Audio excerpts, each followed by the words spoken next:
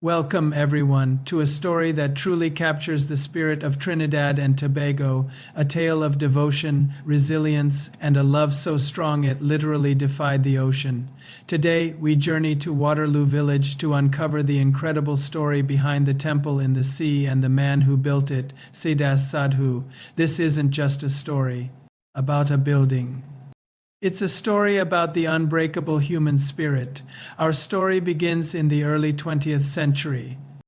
Like thousands of others, a young man named Siewdas Sadhoo left his home in India, boarding a ship that would take him across the vast Kalapani, the dark waters, to the shores of Trinidad. He came as an indentured laborer, bound to work on the sugarcane plantations. Life was incredibly tough. The days were long, the sun was merciless. And the labor was back-breaking. From sunrise to sunset, it was toil and sweat in the cane fields. But amidst this hardship, Siewdas held on to his faith. He was a devout Hindu, and his daily prayers were his source of strength, his connection to his homeland, and his comfort in a foreign land. He saved every penny he could, dreaming of one day building a mandir, a temple where he and his community could worship. This wasn't just a dream of stone and mortar. It was a dream of creating a sacred space, a piece of his spiritual home right here in Trinidad. After his indenture contract ended, Siewdas had saved enough money to buy a small piece of land. With his own two hands, he started building his temple. He worked tirelessly, and slowly, a beautiful structure began to take shape. It became a beacon for the local Hindu community, but his joy was short-lived. The land he had built on belonged to the powerful sugar estate, Tate and Lyle. They saw his temple as an encroachment and ordered him to tear it down. He refused, so they took him to court, and sadly, Siewdas lost. He was fined and even jailed for a short time. His beautiful temple, his labor of love, was demolished. Imagine the heartbreak. Everything he had worked for crumbled to dust. Many people would have given up right then and there, but Siewdas Sadhoo was not just any man. His spirit was not broken. His devotion was stronger than ever. The state had told him he couldn't build on their land.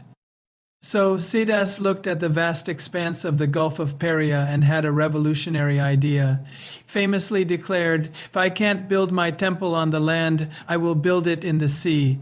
The sea, he reasoned, belonged to no one but God, and so began an epic undertaking. For the next 25 years, Siewdas Sadhoo embarked on a solitary mission. His only tools were his unwavering faith, his bare hands, a leather bag, and his trusty old bicycle. Every single day you could see him. He would ride his bicycle, loading it with cement in his bag and broken stones and bricks in a bucket. He would pedal to the shoreline at Waterloo, and piece by piece, he started building a foundation into the sea. Think about that for a moment. He wasn't a trained engineer or a wealthy contractor. He was a humble laborer, using discarded materials. He would carry heavy rocks, one by one, into the water, slowly creating a man-made island, a pathway stretching out from the shore. The tides would often wash away his progress, the salt water would corrode his materials, and the sheer physical effort was immense. People in the village thought he was mad. They would watch this lone figure, battling the elements day in and day out, and wonder what drove him. But Siewdas was driven by a vision. He was building more than just a walkway. He was paving a path to God. He mixed cement by hand, laid each stone with care, and slowly, incredibly, his foundation grew stronger and stretched further into the gulf. He was a one-man construction crew, fueled by pure devotion. This wasn't a project of months, but of decades. Seasons changed, years passed, and still Siewdas was there on his bicycle, carrying his stones, building his dream into the ocean. Finally, after a quarter of a century of relentless effort, his foundation was complete. He had created a solid pathway leading out into the sea, and on this sacred ground that he had reclaimed from the water, he began to build his temple once more. He constructed a small, beautiful mandir, an octagonal structure painted in pink and white, adorned with domes and myrtis, sacred images of deities. He had done it, against all odds. Siewdas Sadhoo had built his temple in the sea. It stood as a radiant symbol of his promise, a testament to what one person can achieve with faith and determination. Sadly, Siewdas passed away not long after completing his masterpiece. And over time, the relentless sea began to take its toll on the temple he had so painstakingly built. The structure started to erode and fall into disrepair. But the story doesn't end there. The legacy of Siewdas Sadhoo had touched the hearts of the people of Trinidad and Tobago. His story of resilience was too powerful to be forgotten. In the 1990s, the government, along with community groups and dedicated individuals, recognized the importance of preserving this national treasure. A major restoration project was launched. A proper causeway was built to provide stable access. The land around the temple was reclaimed and developed, and the temple itself was reconstructed and beautifully enhanced, staying true to Siewdas's original vision. The area was transformed with larger statues of Lord Shiva, Lord Hanuman, Ganesh, and Mother Durga, creating a serene and powerful spiritual atmosphere. Today, the Siewdas Sadhoo Shiva Mandir, popularly known as the Temple in the Sea, stands proudly at Waterloo. It's not just a place of worship. It's a site of pilgrimage for people from all over the world. It's a symbol of multicultural Trinidad, a monument to the endurance of the Indian indentured labourers and their descendants.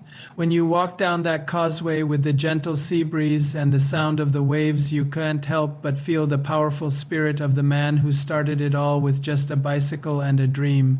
The story of Siewdas Sadhoo teaches us so much. It's a reminder that no obstacle is too great when you are fueled by purpose. It shows that the deepest faith isn't about grand gestures, but about the quiet, consistent daily effort. It's about picking up one stone at a time, even when the tide is against you. His legacy is etched not just in the structure standing in the water, but in the heart of a nation. It's a story of turning rejection into resolve and despair into devotion. So next time you face a challenge that seems impossible, think of Siewdas Sadhoo and his bicycle. Think of his 25-year journey, building a path into the ocean, stone by single stone. His temple is a beautiful, enduring reminder that with faith and perseverance, you can truly move mountains, or in his case, build a temple in the sea. Thank you so much for joining me on this incredible journey today. If this story inspired you, please give this video a thumbs up, and don't forget to subscribe for more stories that celebrate the amazing people and places of our world. Let me know in the comments what you found most inspiring about Siewdas Sadhoo's story. Until next time, take care.